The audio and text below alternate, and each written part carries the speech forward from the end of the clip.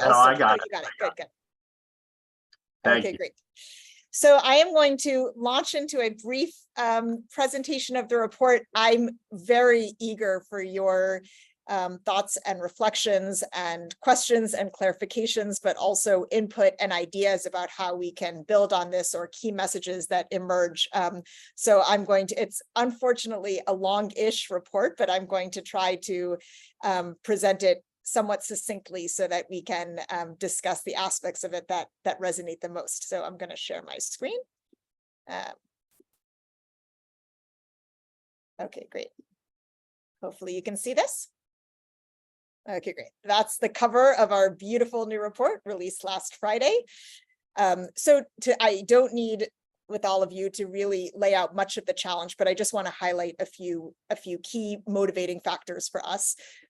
Alas, as we all know, we are not at all on track to achieve climate goals at the current pace. Warming will far exceed the limits that we've globally agreed. And it's widely recognized that we need to massively scale the financing in clean energy generation, transmission, distribution, storage, and so on in order to have any hope of staying, in order to align with 1.5 or even to mitigate the worst case trajectory that we're on.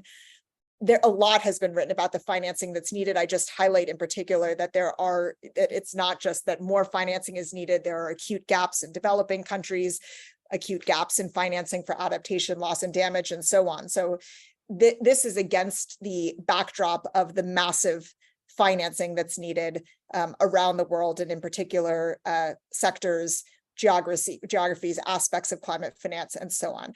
There are many challenges and barriers to meeting those financing needs that are not being seriously or comprehensively discussed, unfortunately, for political reasons, for lack of real financing pathway trajectories, and so on. And we can talk about that, but there hasn't yet been a serious, coherent discussion around the real financing needs and how we're going to meet them. At the national level, because our report, it's not exclusive to the national level, but we end up de facto focusing a lot on the US framework. What is also urgently needed and completely lacking is a national policy framework for financing the energy transition. We need both technological roadmaps. What is the technology? What are the appropriate sources of energy? How are we going to generate it? How are we going to connect that to the grid, distribution, and so on? Those are technological roadmaps. We need policy roadmaps for sectoral transformations and so on. And then we need a financing roadmap that looks at the roles of the different financial institutions, including public financial institutions, and different tools, carbon pricing, public finance, public guarantees, subsidies, sectoral regulations, and so on, that will guide the financial sector, including the private financial sector, because a public financing roadmap creates the opportunities for private finance. We don't have that, and we don't even really have a serious discussion around the need for that. That is one point of our report, as I'll get to, is to highlight the importance of a policy framework in achieving our goals. But despite the importance of the public sector and a policy framework, our government has largely outsourced or looked to or left this work to the private sector to figure out. This is a slightly outdated headline, but the concept is not, unfortunately, outdated, which is that the White House's strategy has been to let businesses in the financial sector largely solve the financial crisis. Sorry, not the financial crisis, the climate crisis. As a result of the emphasis on the private sector and what the private sector and private capital can and should do, which we could talk more about. But as a result of that emphasis, there's been a proliferation of frameworks, tools, metrics, methodologies, alliances for the financial sector that in some way purport to define or to relate to how the financial sector can align with financial goals. So this is a non-exhaustive timeline of some of these initiatives, and it represents many different types of initiatives. The ones that I've circled are the alliances of different financial institutions. So the alliances of asset owners, alliances of asset managers, alliances of banks and insurers that have come under the umbrella of the Gasco Financial Alliance for Net Zero, which was announced a couple of years ago at COP, that again purported to mobilize these financial institutions to achieve the climate goals. The proliferation of all of those frameworks arguably positively demonstrates the engagement and the interest in some way of the financial sector, but it has led to massive confusion around what the financial sector is actually purporting to do, what different financial institutions are purporting to do, what these alliances are purporting to do, what they're actually doing, aside from what they're purporting to do, and what they're capable of doing. This slide highlights some of the reasons for that confusion, although more could be added. But among other reasons for the confusion is that those commitments and alliances and the products and the tools are inconsistent in how they purport to define what climate strategy looks like. Probably the biggest confusion is between risk mitigation and the tools that describe climate action as being about risk mitigation versus the idea that these climate strategies should be designed to have impact. But in general, and we map this in our report, these pledges and commitments and the products are inconsistent in how they define or describe their climate-related strategies, targets, and so on. Even within the common approaches, so even within those that are focusing on risk mitigation and within those that are focusing on climate impact and so on, there is an inconsistent use of targets and metrics, which exacerbates this confusion. Sometimes, and I will elaborate on this later on, but just to say, sometimes the misuse of certain targets or metrics is perhaps not intentional. They're just using inappropriate metrics. So as an example of that, even those commitments that purport to be about having climate impact may focus on portfolio emissions and on mitigating the emissions of a particular portfolio rather than focusing on real economy emissions. And I can talk about that in a moment, but that would just be a misaligned use of metrics because the emissions in one's portfolio don't relate to emissions throughout the real economy. Other misuse of targets and metrics may be more intentional. So for instance, heavy reliance on offsets or strategic use of base years when calculating reductions. And we document many of these in the report. Some of those are probably less just misalignment and more strategic misuse of certain metrics in order to appear more effective in one's strategies. But the inconsistency and the misuse of these metrics has exacerbated a lot of this confusion. Also exacerbating confusion is the duplicitous activity, which is the institutions that are purporting or claiming or committing to certain climate action while being part of trade associations that are lobbying against climate action or even directly lobbying against climate action and so on.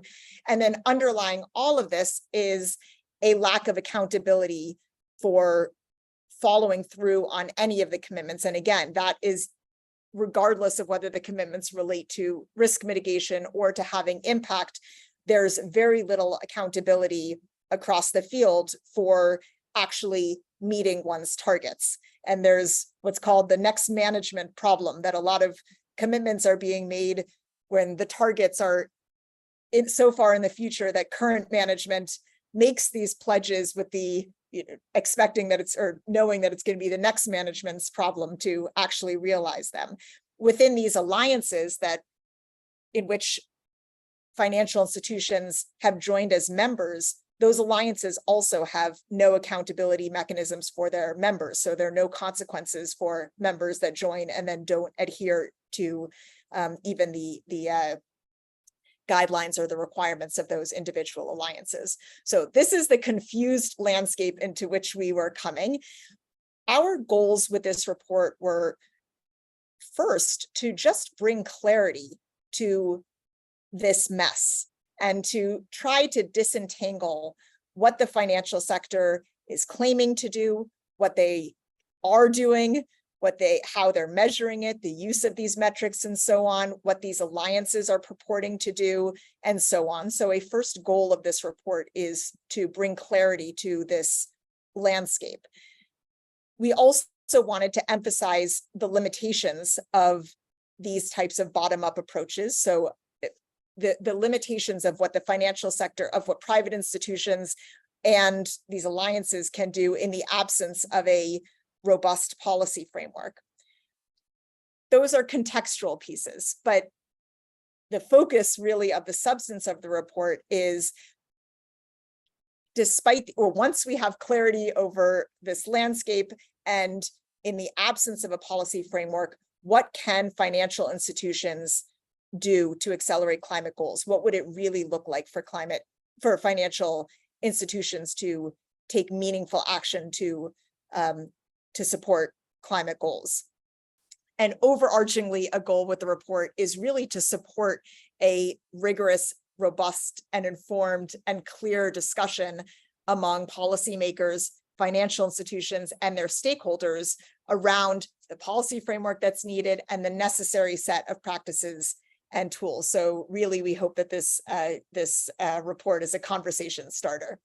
So these are the recommendations of the report, which I will go through after I briefly tell you, but the report is actually divided into 4 parts. The first part is urging clarity around the financial sector's commitments and goals and their intentions, and what they are actually, not only what they are actually saying they are doing, what they are actually doing, what targets and metrics they're using to measure success. So that's a first step, because we don't even actually, as we were unpacking as we were doing the research, we had started with the presumption that all of the financial sector actors that are setting climate goals have the intention of addressing climate change. But actually, that's not at all the case, as we can talk about, because some of these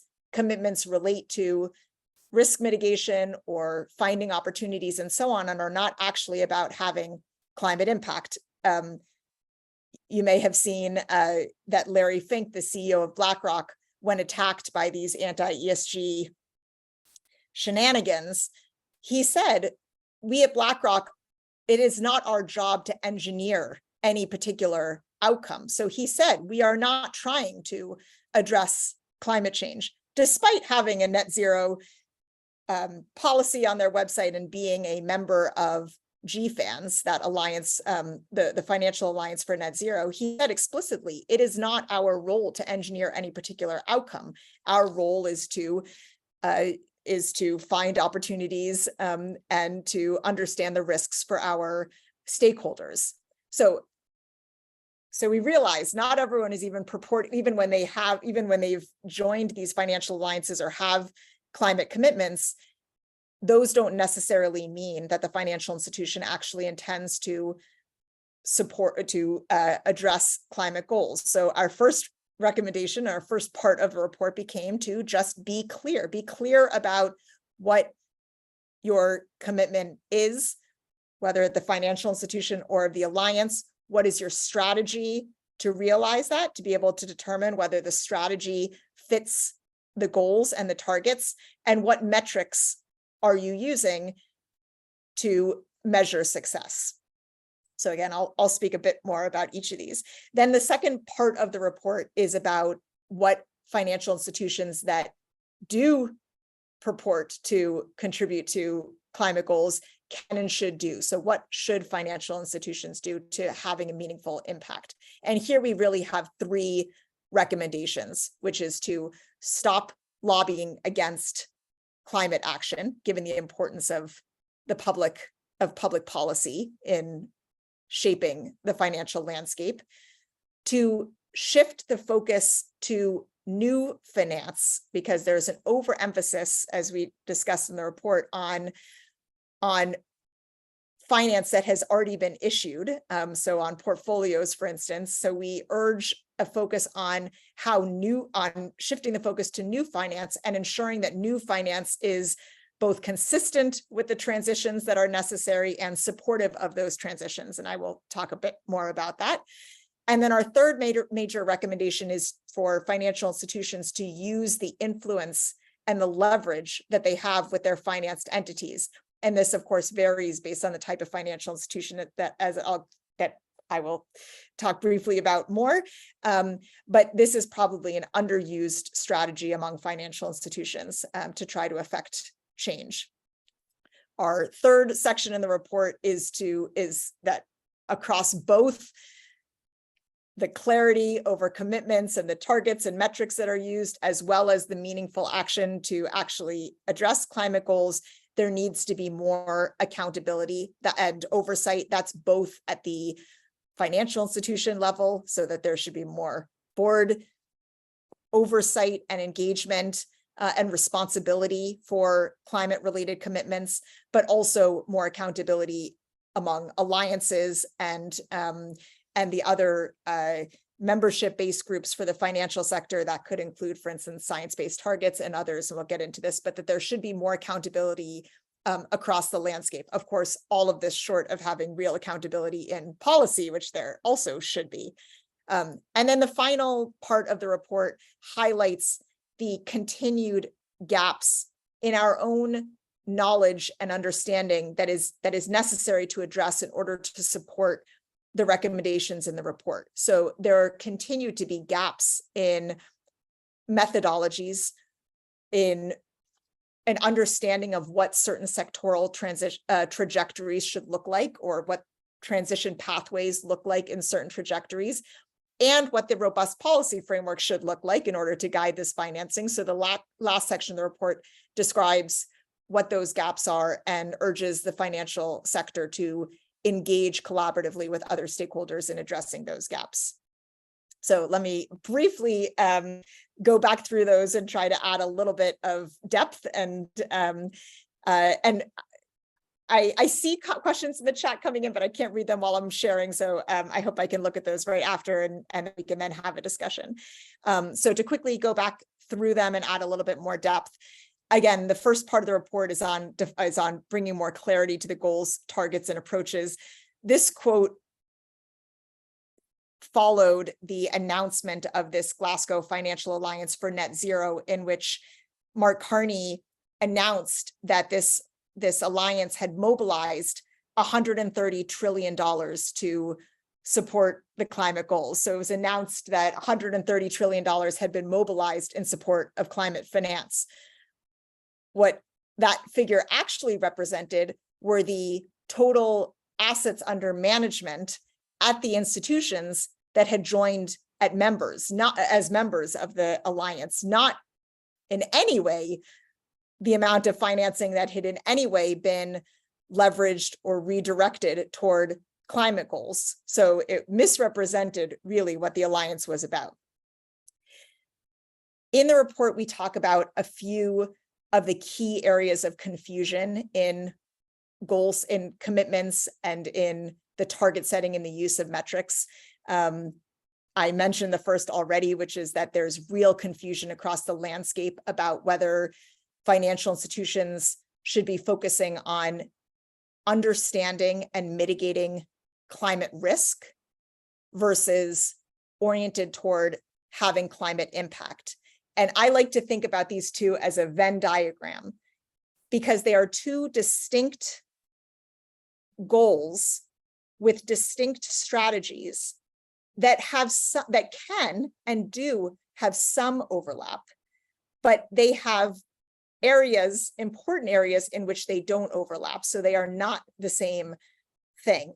An example that relates to the second bullet is that one way to address risk mitigation is to minimize exposure to climate risk. So for instance, to minimize exposure to the fossil fuel sector, either through divestment of assets or through spinning off high emitting assets or not investing in high emitting assets.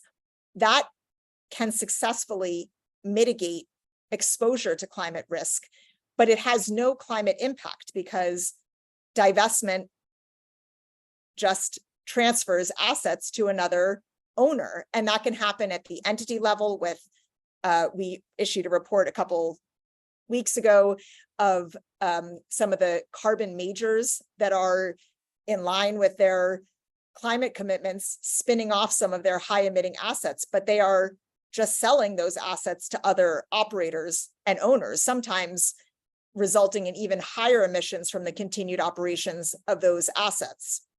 So in those cases, the carbon majors, in our report, we're focusing on the financial institutions, but it's possible for both to mitigate exposure, mitigate risk, or to decarbonize portfolio without having a climate impact. A lot of the tools that financial institutions and companies are reporting against conflate and confuse these two. So TCFD is oriented around climate risk as an example, and it's one of the most widely used reporting tools for financial institutions. Financed emissions is another example of a metric that can focus very narrowly on one's portfolio emissions without relating to what's happening in the real economy. So one can mitigate the emissions that are being financed by one's own portfolio without actually decarbonizing the real economy. I hope that those distinctions are clear, at least in this conversation, because they're not clear in the broader landscape. So we try to disaggregate these approaches and urge financial institutions to be clear, as Fink is late to the game trying to do, which is to be clear about what is the financial institution's actual climate goal. Is it to mitigate risk? Is it to have impact? And what strategies and approaches are they using? Then I already described the need for credible and relevant targets and metrics and the wide misuse of targets and metrics that can distort and confuse and can distort the effectiveness of strategies and make it very hard to assess in reality whether these commitments are being met. We urge clarity around the scope of coverage because, for instance, in the Net Zero Asset Manager Alliance, the alliance allows asset managers to determine for themselves the scope of coverage of their commitments. So asset managers can say that their commitments cover 5% of all of their assets under management. They can develop a few products that cover 5%, with 95% of their products and activities not covered by the scope of their commitments. And of course, that's also not clear to the public unless you dig deep into what into their reports. And then finally here, we urge clarity around the financial institution's understanding of their fiduciary duties and any other legal risks that they appreciate. And the reason for this relates again to the presentation we heard on the anti-ESG landscape. While it is highly contested and debatable about, well, it is debated, I should say, about whether taking meaningful climate action is a violation of fiduciary duties or whether these investor alliances are in breach of antitrust. And of course, we in the report say that we don't think that those claims are legitimate or accurate.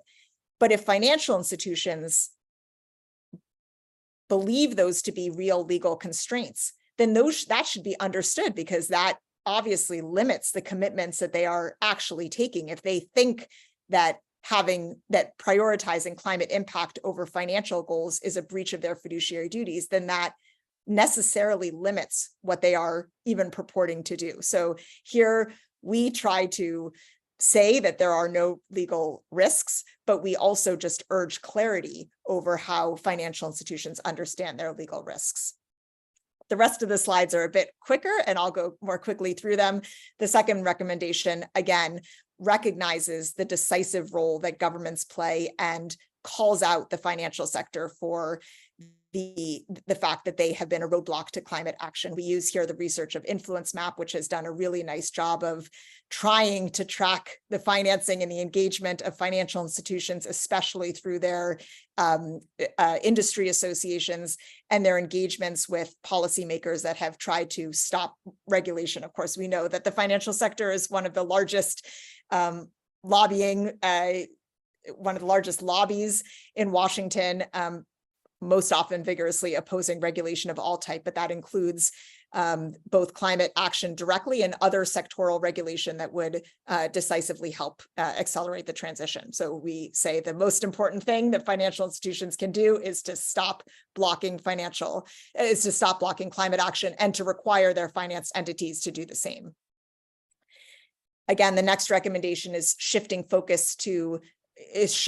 new finance and shifting focus to new finance, because a lot of the emphasis on what sustainable finance looks like is really focusing on, as we say in the report, relabeling existing finance into low carbon portfolios and so on. And there's a comparatively less focus on the massive gap in mobilizing new finance. So in this section, first of all, we urge an end to new finance for fossil fuel exploration and expansion, and note that any financial institution that's making a climate commitment that continues to finance fossil fuel exploration and expansion is inherently misaligned with climate goals and cannot be considered to be aligned with climate goals. But we also identify the important other channels for new finance, where new finance is needed in all sectors of the economy to support the transition, because the transitions in many sectors, especially but not only high emitting sectors, will require new finance to transition those sectors. And also that we just need to massively scale available finance globally to achieve climate goals. And here we talk about the opportunities to partner with other public and regional financial institutions to leverage capital to achieve financing goals. This is treated very superficially in the report, but the main point here is that the focus should really be on how new finance is directed and leveraged. With respect to portfolios, and not to new finance, but to held equities and so on, here we say that the most important things that the financial sector can do with respect to its existing holdings and finance entities is to use the leverage that they have. This I would love to discuss with all of you, because I do think that this needs to be discussed widely in the community advocating for divestment and other strategies. This contrasts a bit with that approach. We look at in the report at research that suggested that for divestment to have an impact on cost of capital, 86% of shareholders would have to divest, and that would only have a marginal impact on the cost of capital. It's not even clear that increasing the cost of capital would necessarily change practices. So we here look at other opportunities for, again, financial institutions that are serious about advancing climate goals, or what they should be doing, to use the leverage they have with their finance entities, whether that is portfolios, whether that is assets in portfolios of asset managers, or the entities that banks are financing and so on. And we go into a bit more depth of what types of leverage individual financial institutions have, and how that leverage could be exercised and then amplified to have even greater effect. Finally, as I mentioned, we look at how accountability and oversight could be embedded both within financial institutions and across these alliances. So I won't say more there. And then again, we look at some of the gaps in our existing frameworks and tools that the financial sector could usefully play a role in helping to address. So for instance, we do not have harmonized frameworks for carbon accounting across sectors, even within sectors.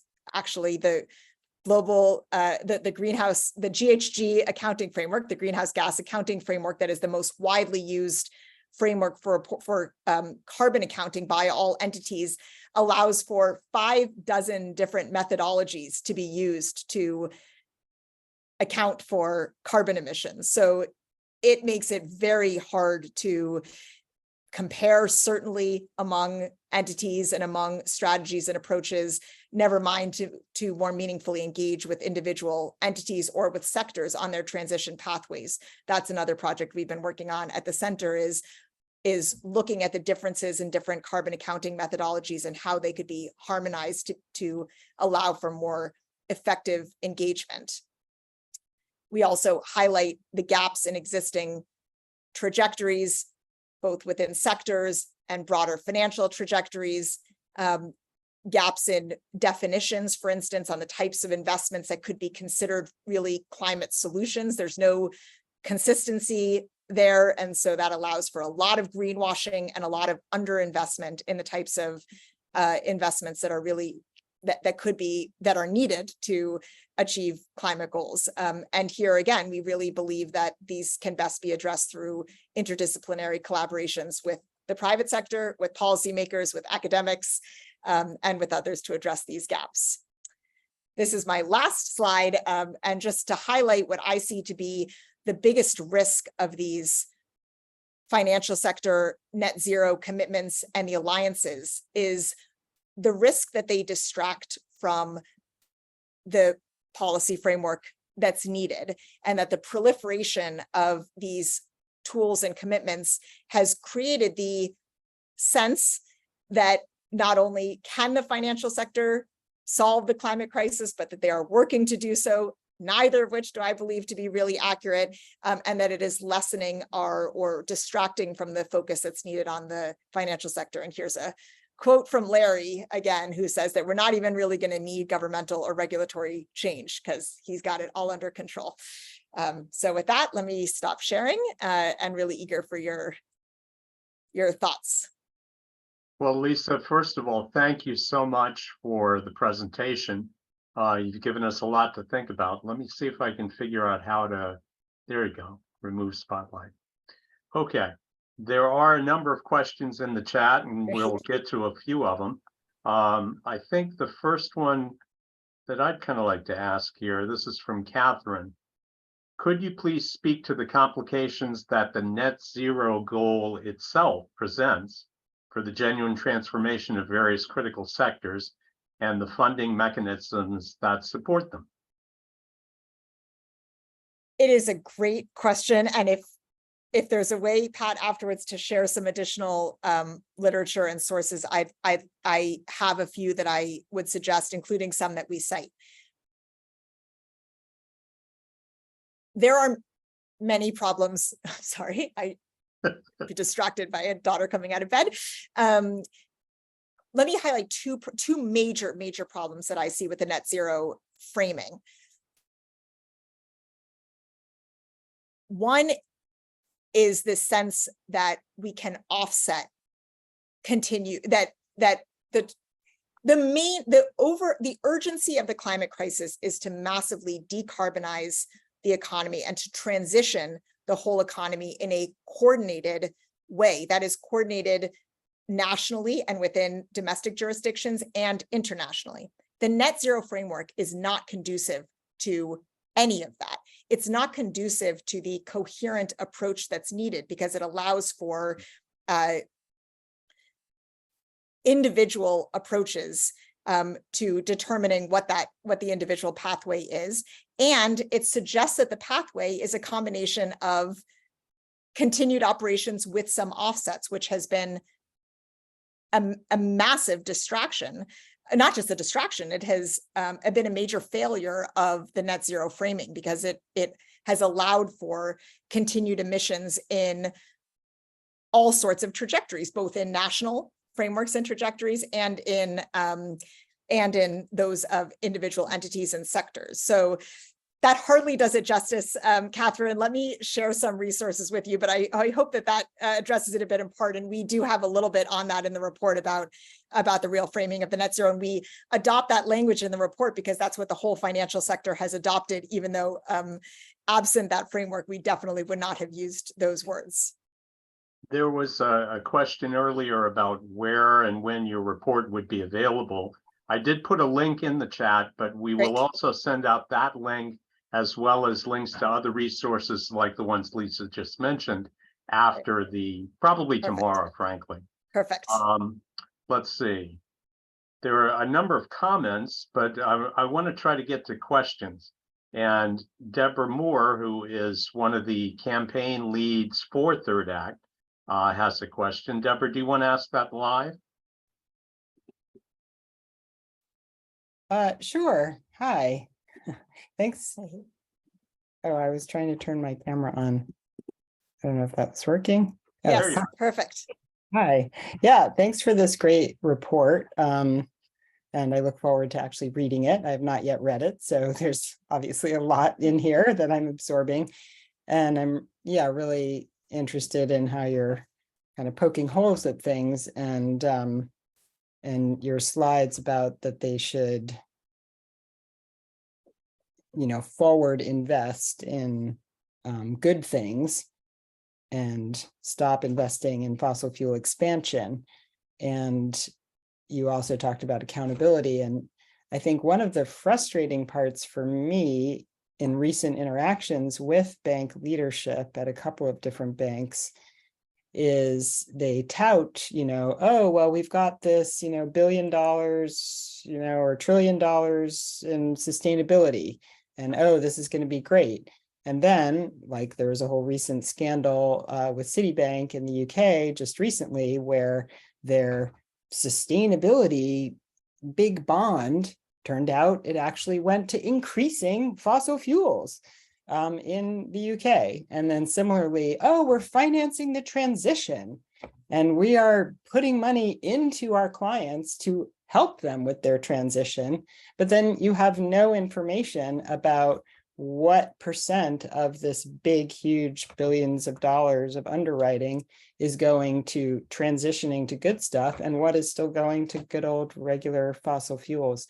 So I guess I just had wondered, like, did you examine any of the greenwashing or kind of specific transparency requirements, like really kind of getting into the weeds? Yeah, no, it's a great question. I have to say a little bit controversially that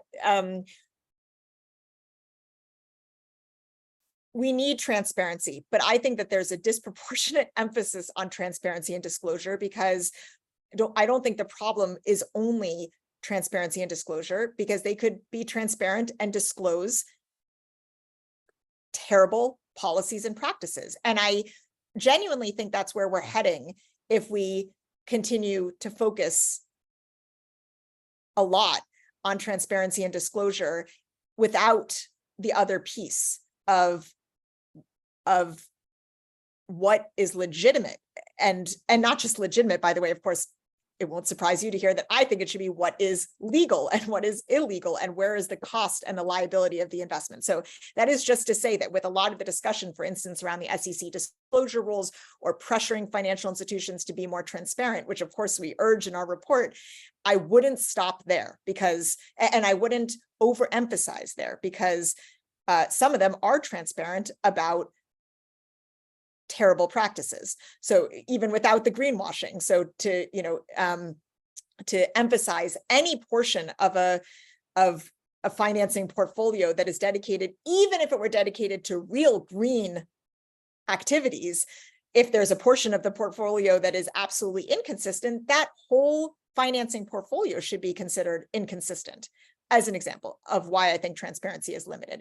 But your point actually is goes to a separate point of the report, which is that we need two things: more rigor and clarity around what the transition pathways are for certain key sectors, so that we are clear around what is the legitimate financing what is appropriate and legitimate and necessary financing needed to transition key sectors?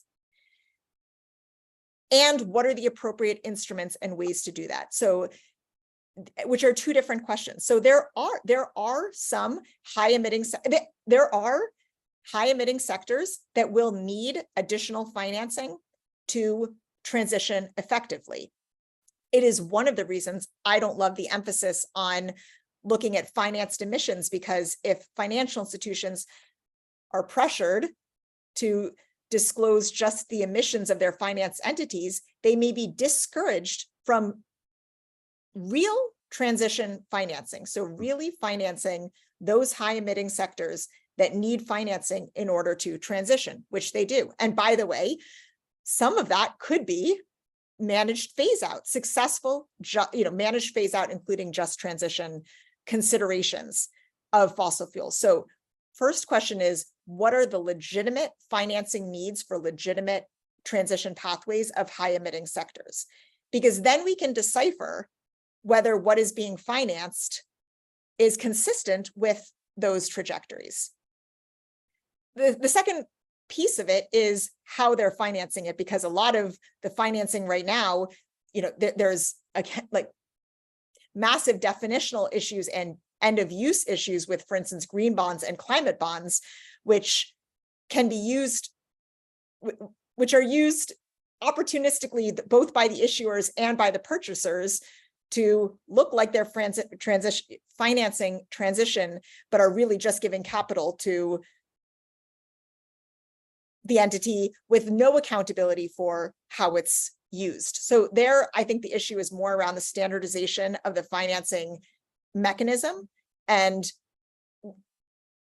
ensuring that the financing is really directed to the transition. Actually, I'm going to add a third part to your question, which is that for legitimate financing of entities in transition, that financed entity should be on a serious transition pathway. So no transition financing for Exxon should be considered legitimate, because Exxon itself is not on any serious transition pathway. So this is why, I don't know if that gets to your point, but I don't think you're absolutely right that it's impossible at this point to disentangle, but I think there's also abuse of the lack of clarity around some of these questions that I think goes far beyond transparency. Does that, Deborah, help at all? Yeah, it's a longer conversation, but yes. Yeah, I would love to have the longer conversation. We can spend a really long time pushing for good transparency policies and then still end up with not the result that we want, because we put so much effort into transparency without transparency plus actual criteria for what we want. And so anyway, I get your overall point. I would say that I completely agree with, and I would say, for instance, that even without the effort of disentangling whether the quote unquote green financing is effective, a first question is whether that whole entity that they're financing is on a serious transition pathway. And if not, then any financing of it should be questioned. Yeah. Anyway, you've got many other questions to okay. So thank you. Thank you. Okay, Look forward. Thank you both for that fascinating discussion. I do want to be conscious of everybody's time, so I don't know that we have time for more questions, but I do, first of all, want to just give my warmest thanks to all of you for being here, to Marna, Jane, Rich, Linda, and Will for the presentation on the pro bono projects at the beginning, and a warm virtual round of applause to Lisa for her presentation. As I said earlier, we'll send out the link to the report, and we'll send out links to whatever other resources Lisa would like to share with us. And the last thing, I just want to shout out Seth Weisbord. Seth is the chair of our program committee right now, and made the first contact with Lisa and got this all set up. So Seth, thank you very much. Lisa, once again, thank you. And thanks everybody for being here. Have a lovely night. Thank you again so much. And along with materials, I'll also share my email address and would love to hear from all of you as you do read the report. So Great. thank you again very much. And folks, we will save the chat and we'll send that around, but if you want to save it for yourselves, do that now.